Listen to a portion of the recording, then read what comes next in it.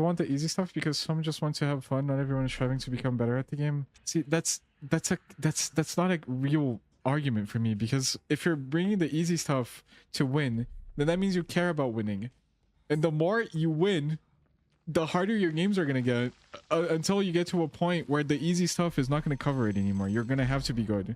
And then you're not going to be having fun because you're just getting hit on by better players than you every game you play. So you either care about winning or you don't. And if you care about winning and you don't want to improve, you're not going to have fun. Like, it's when you queue into that light that insta tunnels off Hook, but then you look at the way he plays and he's like complete utter dog shit the character, and then that tells the whole story. You know that he does that every single game, and then he got to like matches that he shouldn't be in, and then he gets on, and then he goes to Twitter complain about the state of balance in DBD. Guys, that is the base of every single complaint in DBD, is the fact that people suck at the game. Sometimes you're going to be arguing with someone on Twitter, and then, like, if you could watch them actually play the game, you would not be arguing with them because you could just see how terrible they are. Bruh. That's why a ranked system would fix everything, because if you're arguing with someone, you can just be like, yeah, but what's your rank though?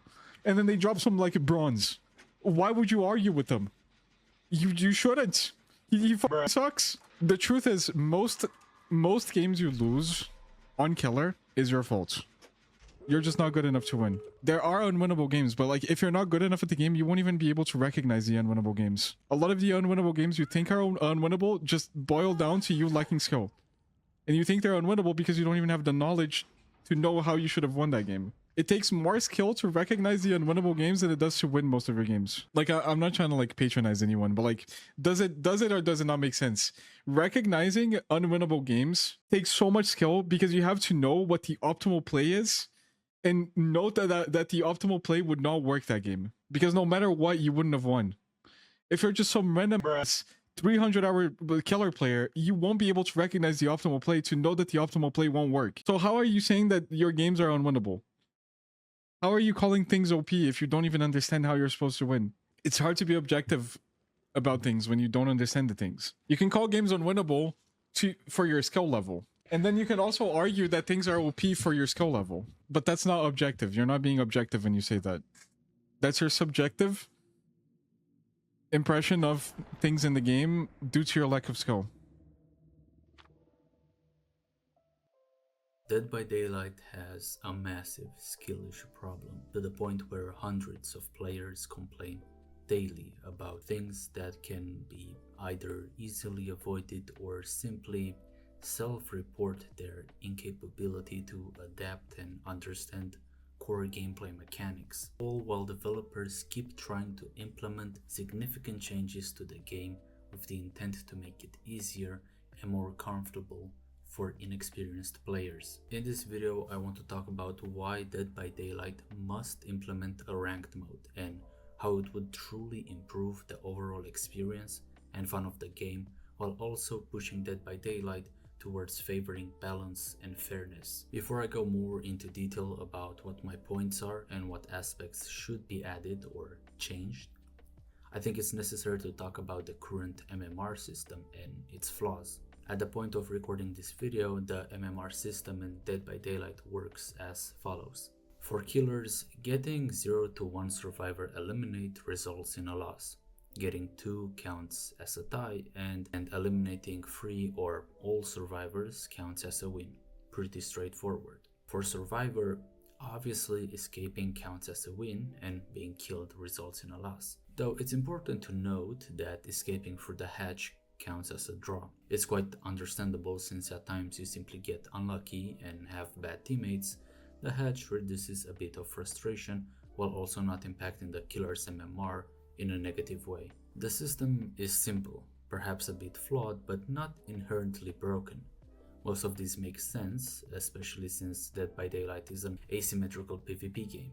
Yet, none of these matter because of two things. First, the game prioritizes the speed at which it gets you into a game, basically quantity over quality. So, for the majority of time, you will be put into a lobby with varying players, each having a different skill level. The only time the MMR system should work as intended is when a large amount of players are on at the same time. Usually, before getting into a match, you need to choose which side you want to play on. Most people will see next to these buttons an increase in blood points.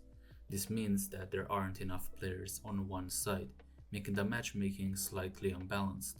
The less players there are on one side, the higher the incentive, which also leads to more inconsistent games. Second, the main problem is that there need to be more factors considered when calculating a player's MMR. For example, a survivor dying at 5 gens and during the endgame collapse are not different, so at times a player is punished more than they should have. What happens when a survivor loops the killer for 5 gens, yet they die at the end because no teammate saved them? From the game's perspective, those efforts were meaningless, and at that point, being AFK the whole time would have had the same consequences on the survivor's MMR. There are several factors that could easily be implemented to calculate better a player's skill level. Now, I want to go into detail about what I think ranked should look like and the necessary changes to make Dead by Daylight a better game. Number 1. Players' ranks should be visible, not only to themselves but everyone else during the endgame lobby. This would have a more impactful result of understanding your teammates and your opponent's overall skill level. Knowing if a player's mistake is simply bad luck or they are boosted would help you understand the average mindset and playstyle in the rank you reside in. A lot of competitive games have something called Elo Hell. It's basically the rank where the average player resides, and for the majority of time they are stuck in that rank since the game keeps balancing their rank from losing and winning an equal amount of times.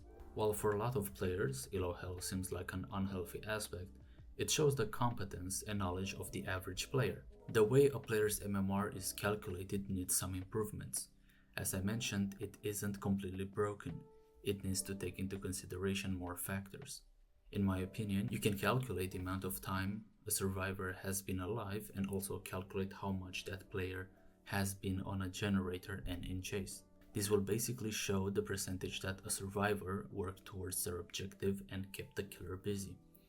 The better the numbers, the more the MMR will be favored towards the most productive survivors. For killers, other aspects like the amount of hooks, how many gens did the survivors complete, and so on could measure more accurately the killer's capabilities.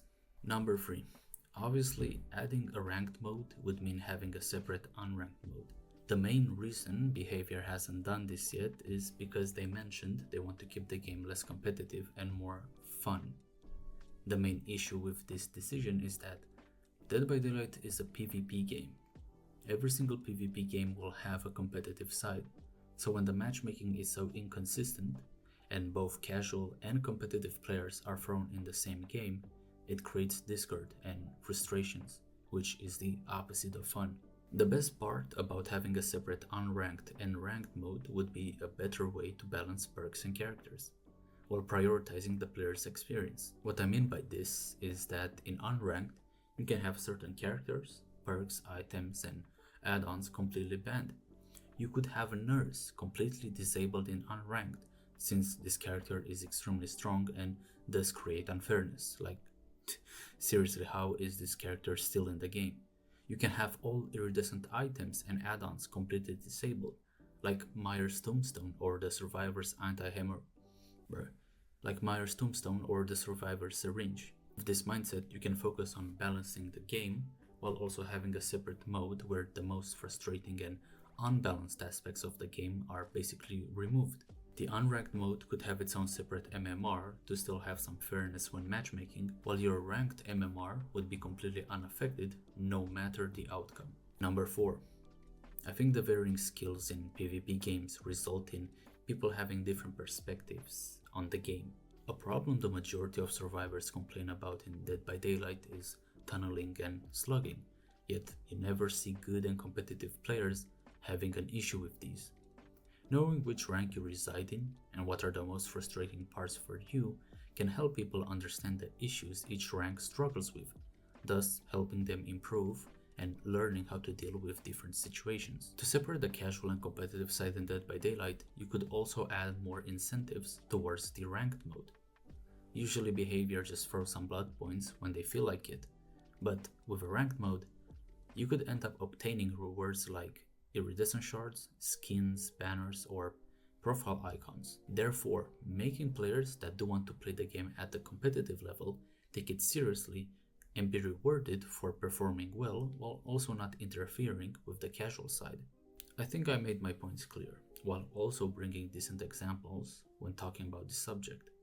I truly believe that a separate unranked and ranked mode would push the game towards a more balanced and healthy state, while also removing certain frustrations within the community. At this point, it's 2025. The game is basically a decade old, so there's no reason not to implement these changes that will help the game in the long run. We know behavior are lazy, at times straight up incompetent, but I want to be hopeful. There's a reason so many people still play Dead by Daylight to this day. They see the potential, and even with all the broken stuff, you can still find ways to have fun. Thanks for watching. If you want to listen to me talk about my opinions on tunneling, slugging, and the 9.2 PTB patch, the video will appear on the screen, or you can click on the link below. See you next time.